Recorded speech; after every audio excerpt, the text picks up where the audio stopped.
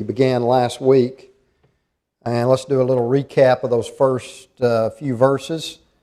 We'll read about the first 8. Nebuchadnezzar, the king, made an image of gold. I like what McGuigan says in his little commentary.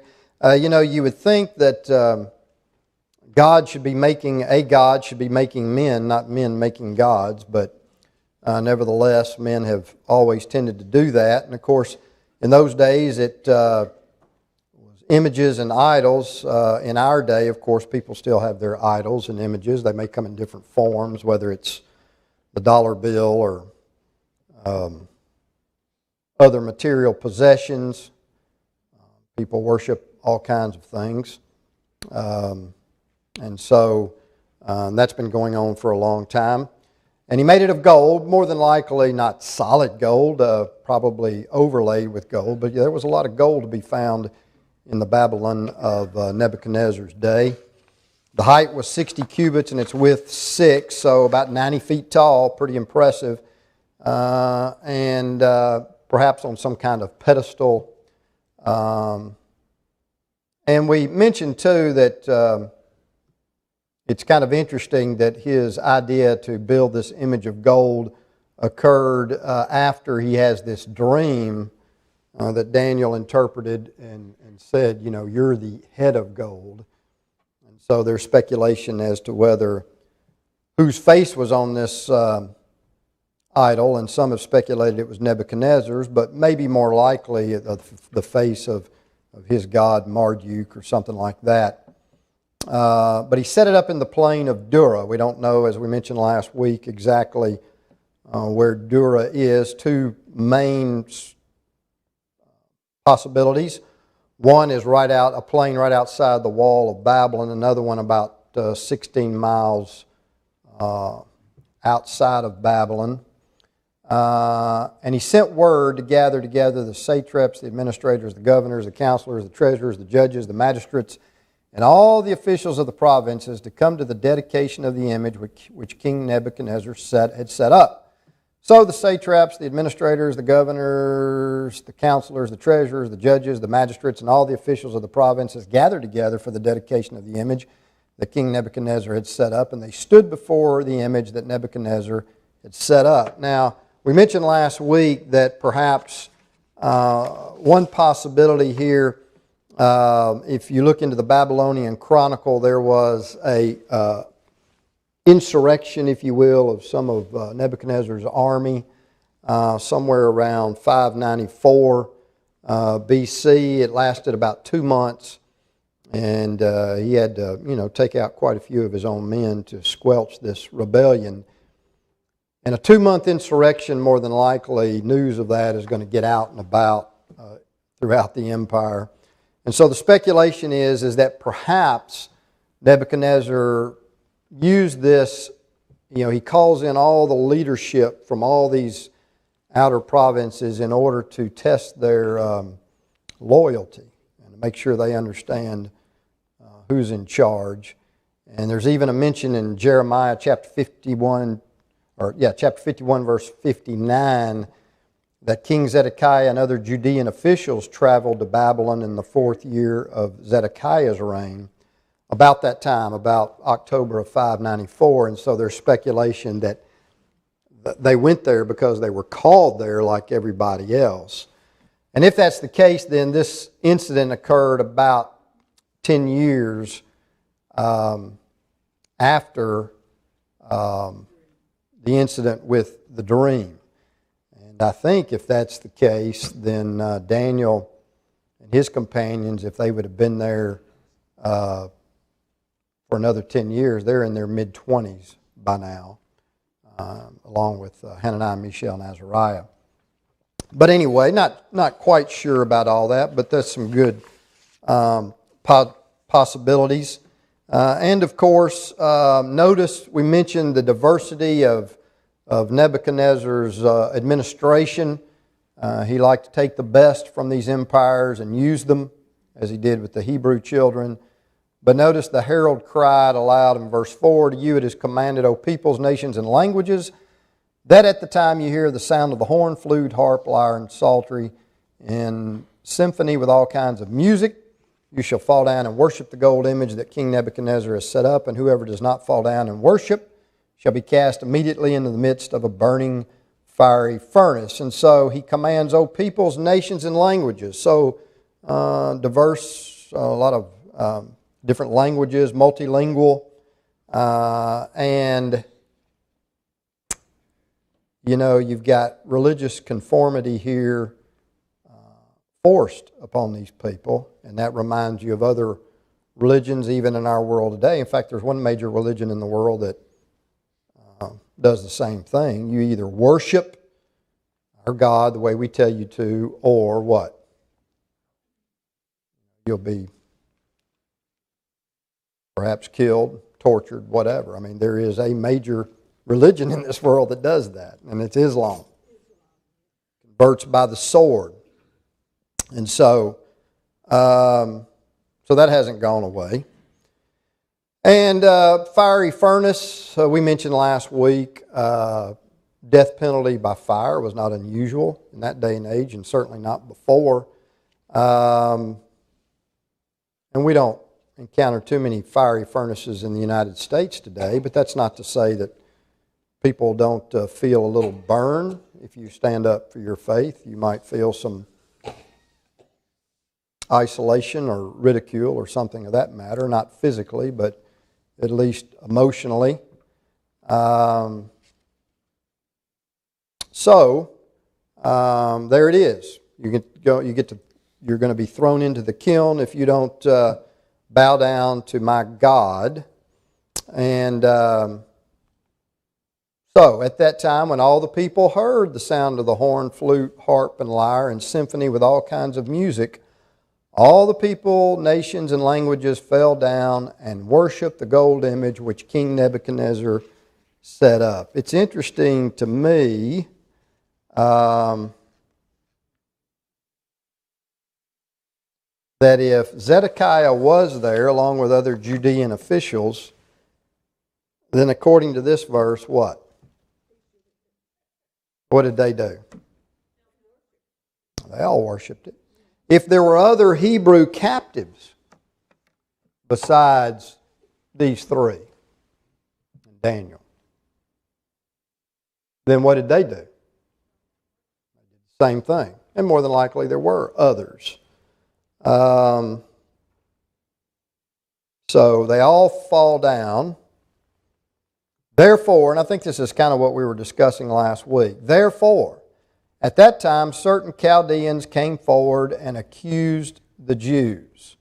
Well, not just the Jews, but three particular Jews.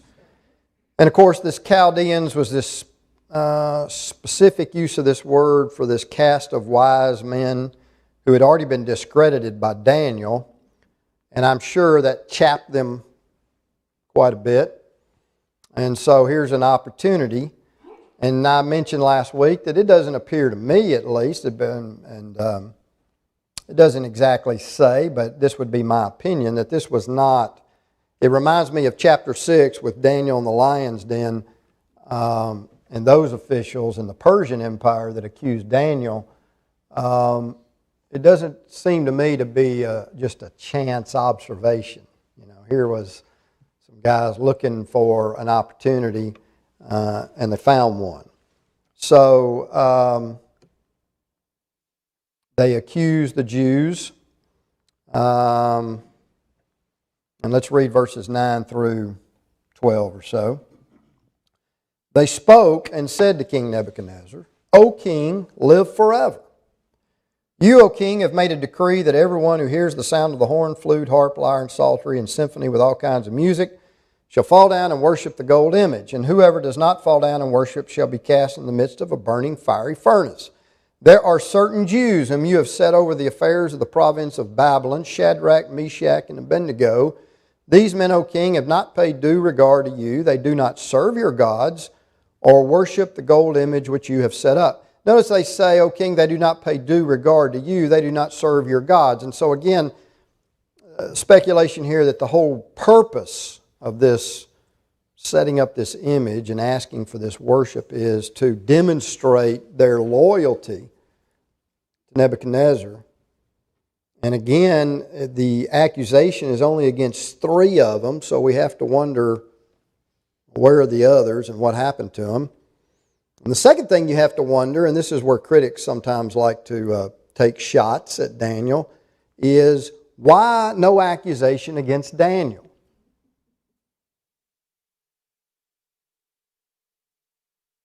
Where is Daniel?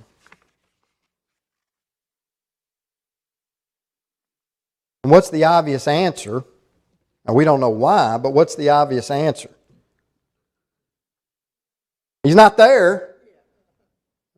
We know what Daniel would have done had he been there. So the speculation then begins, well, where is he? I don't know. You know, the king had a lot of trust in Daniel. Maybe he wasn't required to be there. Maybe he wasn't questioning his loyalty. Especially if this was some 16 miles outside the city. You know, Daniel was put over, had a position in the court.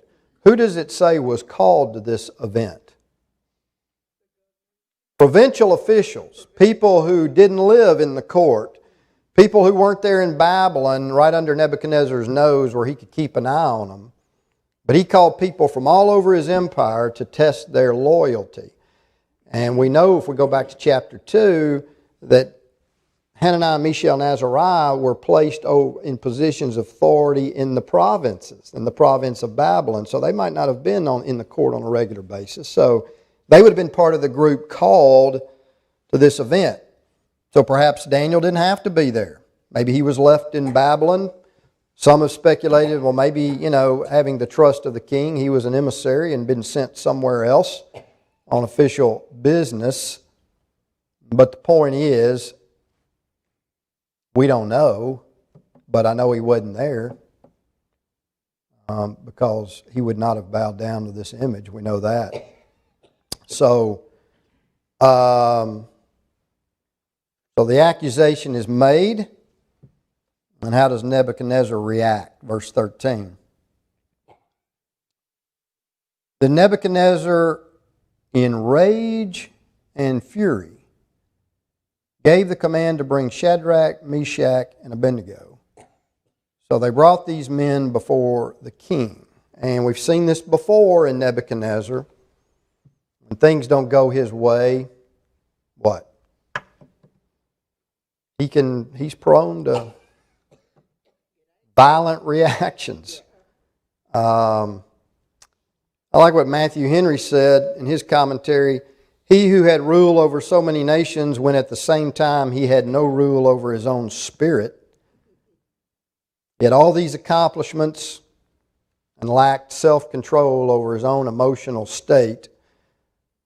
Proverbs 16:32, Solomon wrote, "Whoever is slow to anger is better than the mighty, and he who rules his spirit than he who takes a city." So Nebuchadnezzar had a problem with his temper.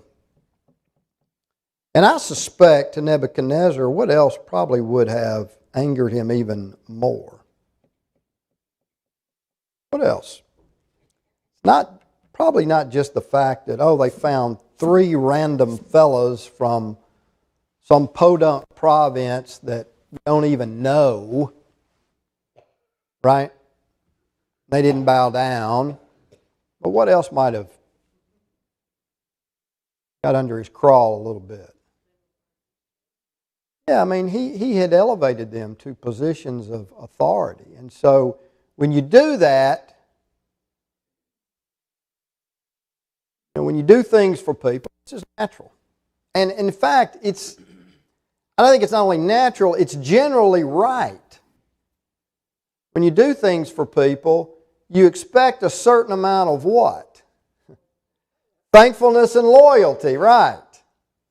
It's the old proverb about, the dog biting the hand that feeds it. That's a very ugly quality in a person. And unfortunately, I've seen it way too many times in the church. I've seen people graduate from this school of preaching, and within a year or two, they're out there condemning and criticizing their teachers or the school. That is an ugly quality.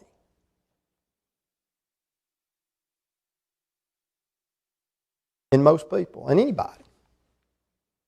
We see that all the time. People have no sense of thankfulness or loyalty. You do something for them and then they turn on you. And as a general rule, that is ugly. Except when what? Except when what? You have to do that in what kind of situation? Yeah, when the person that you feel this loyalty toward and you're thankful toward, and maybe you don't want to be disloyal or appear unthankful, but for whatever reason, they happen to be in the wrong, okay, on a particular issue or situation. And then when that happens, and you're in the position of Hananiah, Mishael, and Azariah, as one commentator put it, sometimes it's harder for normal people who are thankful people. It's harder to go against your friends and people who've done something for you than it is to stand up against people you don't know and frankly don't care whether they like you or not. Right? And so that's why it's important when you're a young person or anybody to be careful about the people you run with, who you make your closest friends. Because that can be difficult, standing up against somebody you feel like you owe something to them, and you know that they're not in the right in this particular instance, and you have to stand up against your friend. Well, that can be tough. And that I'm sure was tough on Hananiah, Mishael, and Azariah. I mean, they had been given and blessed by this king, so they wouldn't want to go out of their way just to, as godly men, they wouldn't want to go out of their way to offend him. He seems treacherous and ungrateful. So, I expect he was a little upset, feeling like, well, you know, I've done all this for these guys, and look at the way they treat me and pay me back. Well, it probably took him a little while to go round them up, so he's calmed down by the time they get back. So they brought these men before the king. Nebuchadnezzar spoke, saying to them, and here I see something in Nebuchadnezzar where he does feel some, because of perhaps Daniel, and because perhaps these guys are good servants, he doesn't want to necessarily take this out on them. Nebuchadnezzar spoke, is it true, Shadrach, Meshach, and Abednego, that you do not serve my gods or worship the gold image which I have set up? Now, guess what? I'm going to give you another chance. See, you might have, maybe you didn't hear it, maybe you just weren't thinking, but I'm going to give you another chance. So I see in Nebuchadnezzar here that, you know, he has some affinity for these fellows. Now, if you are ready at the time you hear the sound of the horn, flute, harp, lyre, and psaltery, and symphony with all kinds of music, and you fall down and worship the image which I have made, good. And I mean, you know, he may not have trusted these Chaldeans either. I mean, he hadn't had a good run with them. It's hearsay. But if you do not worship, but if you don't, you shall be cast immediately into the midst of a burning fiery furnace. Now notice the challenge from Nebuchadnezzar. And who is the God who will deliver you from my hands? Now wait a minute, Nebuchadnezzar. Did you forget what happened 10 years ago when Daniel revealed the dream? What did you say? What did he say? Your God is a God of gods. Now we're back to this old idea of a national God. Well, your God, the Jewish God. See? How's he going to save you over Marduk or Bel or whatever? Your God. It reminds you of who? Who made a similar statement?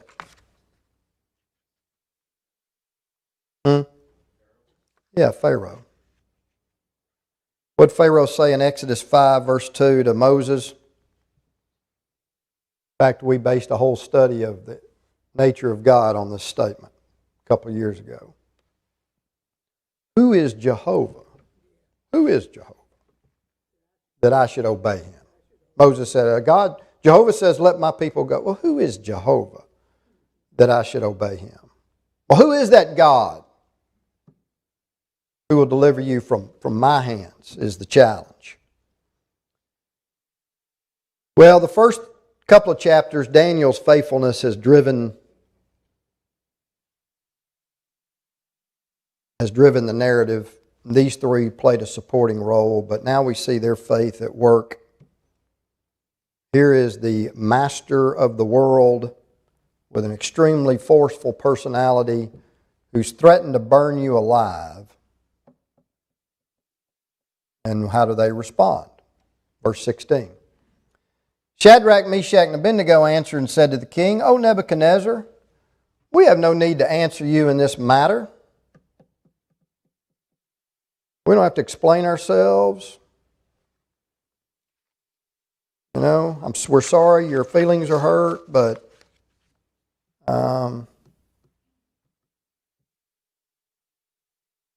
if that is the case, in other words, you throw us in a furnace, our God, whom we serve, is able to deliver us from the burning fiery furnace. And He will deliver us from your hand, O king. But if not, let it be known to you, O king, that we do not serve your gods, nor will we worship the gold image which you have set up.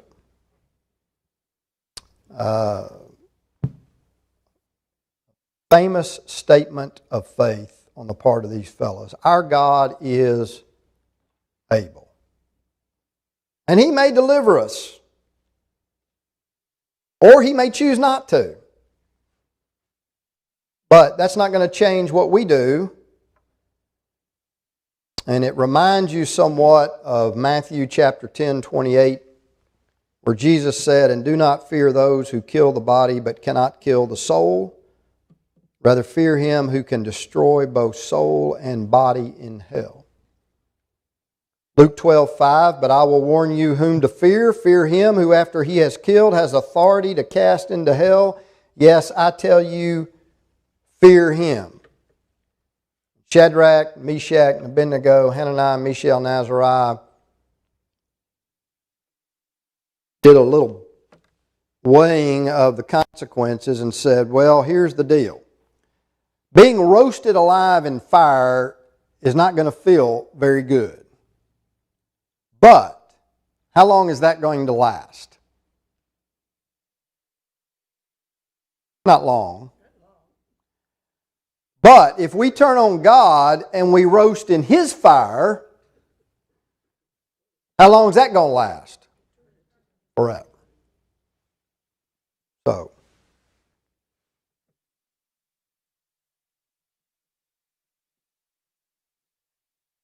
they could have excused themselves, I suppose.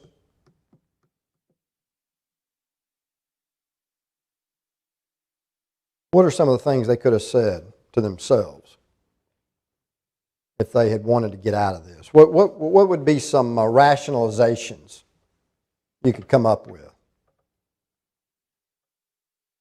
What are some rationalizations people use today? You put in this circumstance, what? Yeah, that's one thing. Hadn't thought about that, but he'll overlook this. I thought that's a good one. Well, we'll do it. We'll tell him we'll do it, but we won't really be doing it. We'll bow down and act like it, but our heart won't in it, our head won't be in it, so that's okay. That'd be one. That'd be a good one. What else? Yeah, that's a good one. Well, we could do so much good for God, but we can't if we're dead. So we get by this instance and we repent, then He forgives us, and then we can live a long life in His service. Yeah, that's a good one. What else do you think specifically to these guys? I mean, think about it now. How old are they? They're probably in their mid-20s. They could have said, well, we're young, right? I mean, nobody expects this out of people our age. What can young do? There's just three of us. What can three people do? What kind of influence can we have on... first of all, there's not enough of us, and two, we're young. Oh, and here's the other one. I mean, everybody's doing it, right? I mean, there was only three of them. I mean, I don't know how many people were there, but there were a lot.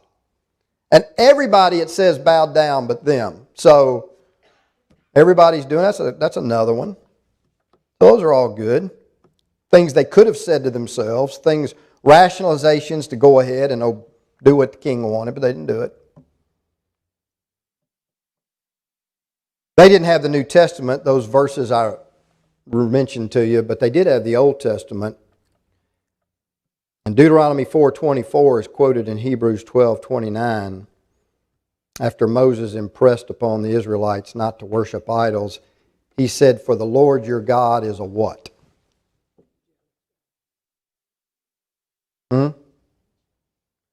Lord your God, Moses said, is a consuming fire. So, your God is a consuming fire. We're not worried about this fiery furnace. Our God is a consuming fire.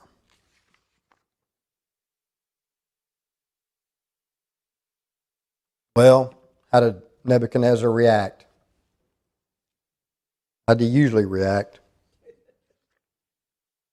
Once again, he goes from 0 to 60 in a matter of seconds.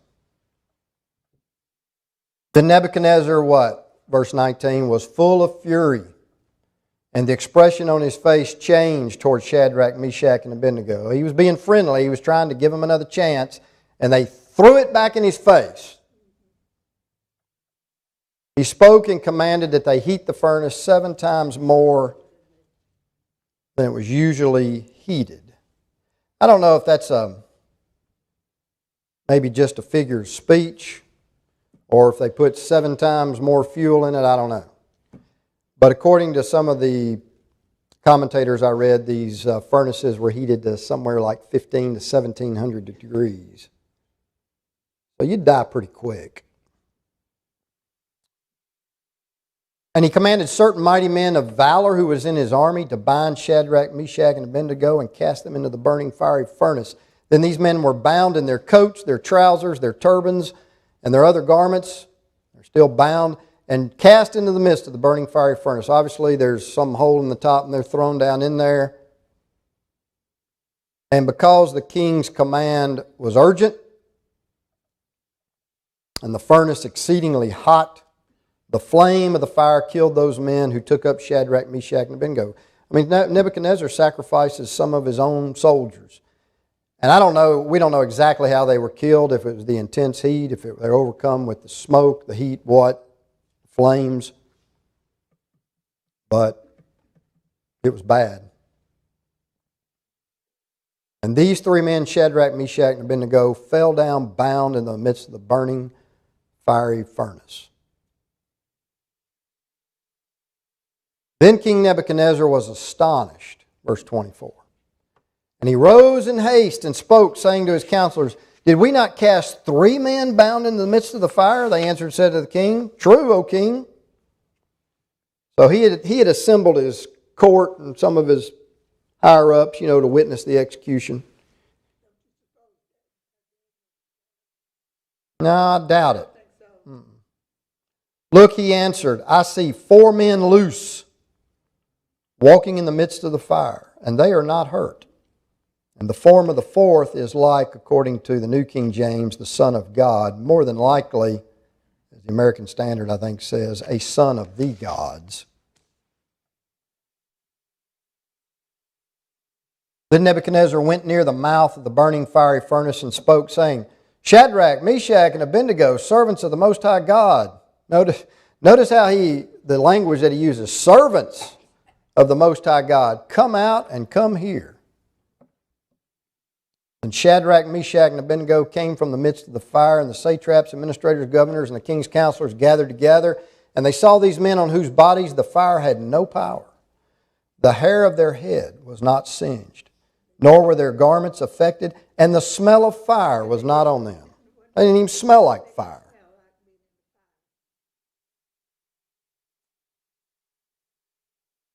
I like what McGuigan said in his little commentary. He says, "It's very often in life that it's only through fire that we find freedom from our bonds." Isn't that true? He says we long for holiness without pain, sanctification without a cross, and growth without tears. But there's only one law of fruit bearing, except a grain of wheat fall into the ground and do what? Die. It abides by itself alone. Things. What's the phrase that bodybuilders, people at the gym use? Exercise people.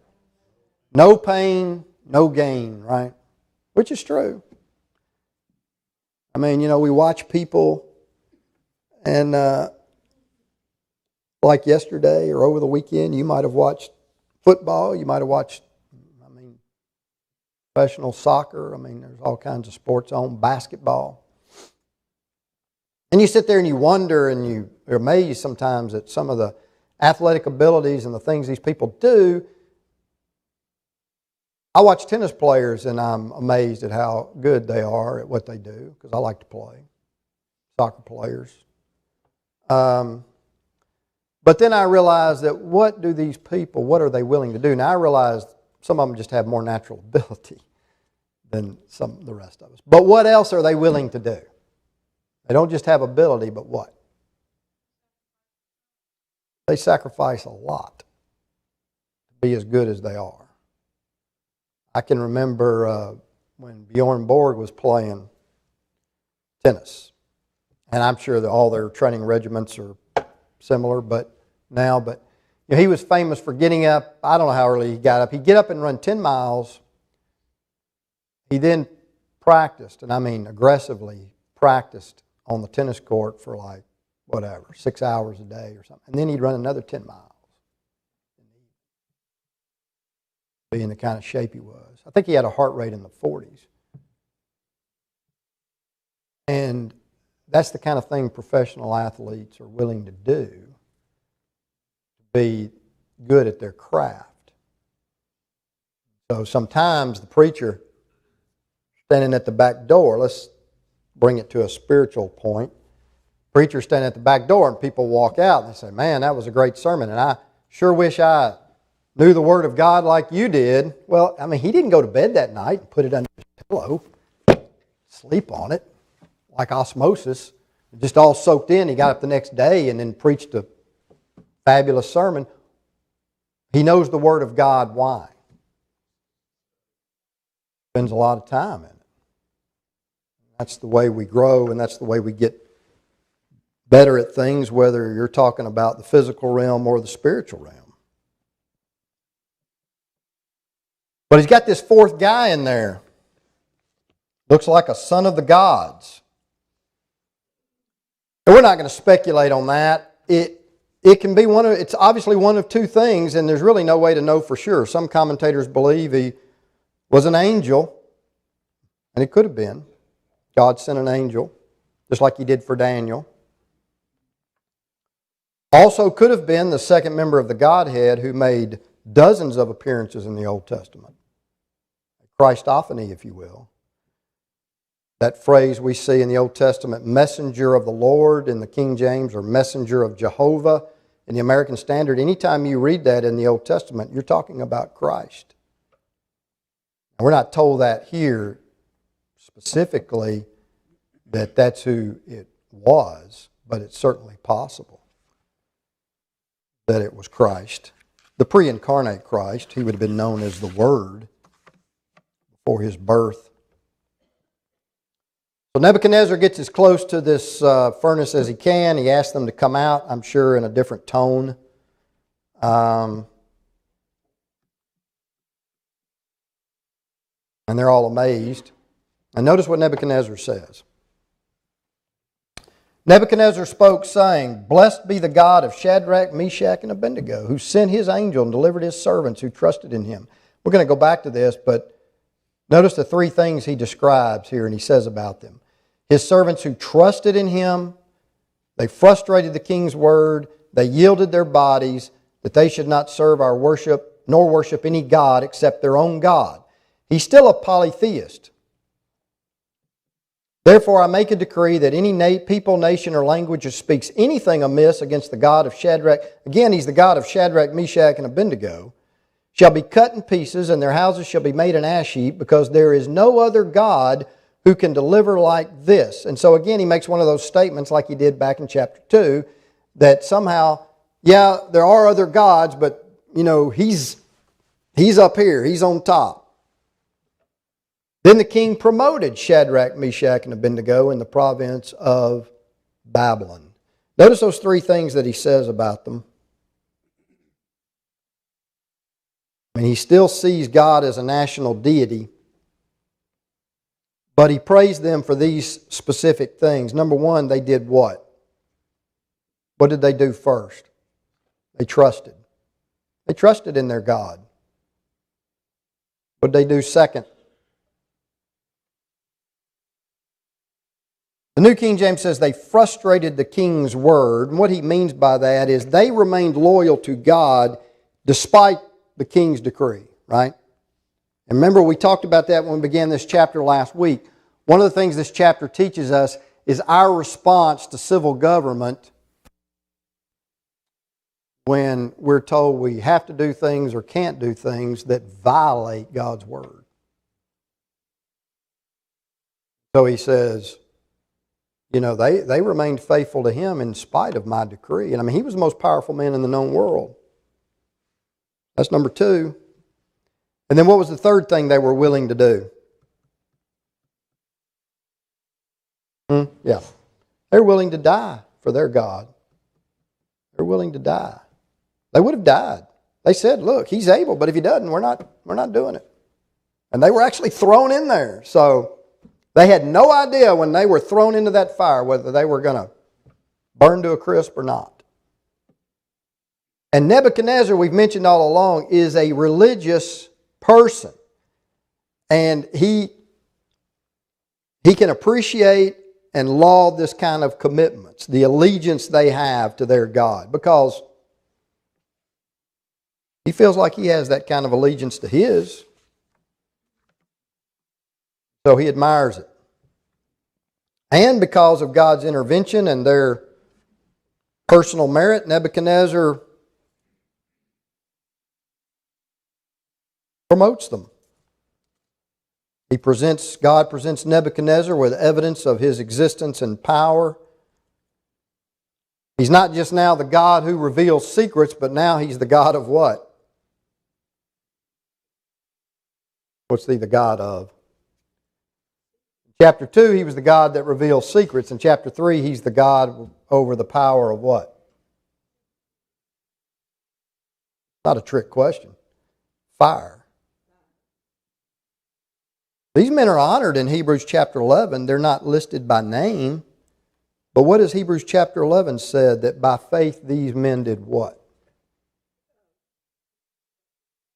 Quench the power of fire. Quench the power of fire. So Nebuchadnezzar can appreciate their commitment and their faithfulness. And so they get another promotion. First one, Daniel's the one that instigated that. This time, after evidencing this kind of faith and the power of God, Nebuchadnezzar promotes them on his own. Well, between chapters 3 and 4 of Daniel, Zedekiah, king of Judah, rebels against Nebuchadnezzar. So, to reassert his control, Nebuchadnezzar invades Judah for a third time and besieges Jerusalem for 2 years. So remember, Daniel and his friends were taken in 605. Ezekiel in 597. Again, the city wasn't destroyed, anything like that. But Nebuchadnezzar's had it. This is the third time I've had to come here and deal with you people. So what happens in 586? What happens in 586? From our introduction to the book several weeks ago, we know that what happened? What did Nebuchadnezzar do this time? Destroys everything. Levels the city. Plunders the temple, destroys the walls. Either kills or captures everybody and hauls them off except for the poorest of the land. Executes anybody of any means or any officials, kills Zedekiah's sons before his eyes, and then does what to Zedekiah? Puts his eyes out, carries him off in chains to Babylon. How do you think that affected Daniel? How do you think that affected the Jewish people? Would have been pretty traumatic. They're the chosen people. Been terrible. By this time, Daniel would be probably, how old? 586. About 34, 35 years old.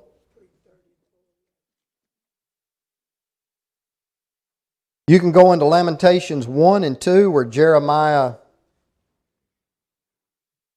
mourns over the city. You can read Psalm 137 and see the Jews' reaction to this national calamity. But one final point I want to make on this chapter, and we'll pick up number 4 last week.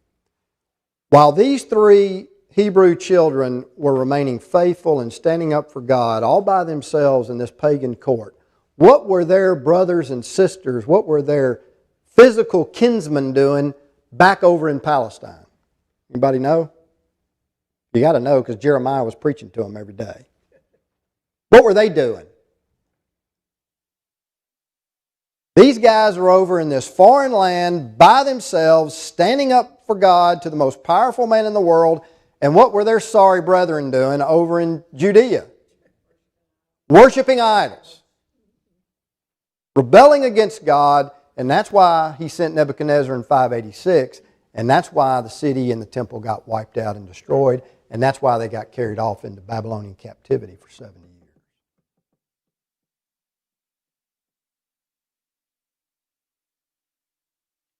Well, I'll leave you on that positive thought, and we'll move on to chapter 4 next week.